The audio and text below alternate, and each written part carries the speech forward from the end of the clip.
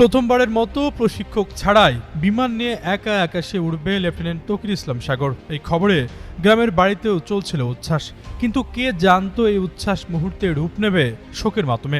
সোমবার দুপুরে বিমান নিয়ে আকাশে উড্ডয়নের পর উত্তরা, দিয়াবাড়ি, বাড্ডা, হাতিরঝিল, রামপুলার আকাশে উঠতে থাকেন তৌকির।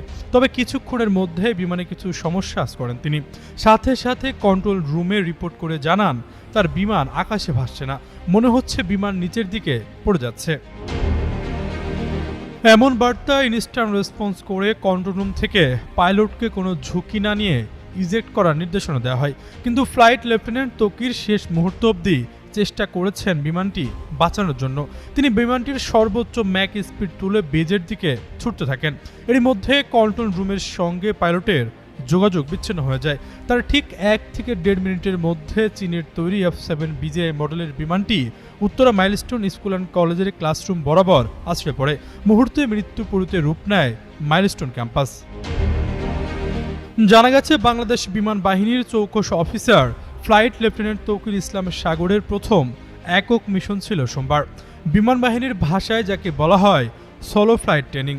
সোলো ফ্লাইট ট্রেনিং হলো একজন পাইলটের ট্রেনিংয়ের সর্বশেষ ধাপ। ফাইটার জেট অপারেট করার জন্য একজন পাইলট যে হাই স্কিল্ড সেটি প্রমাণিত হয় তার সোলো ফ্লাইটের মাধ্যমে।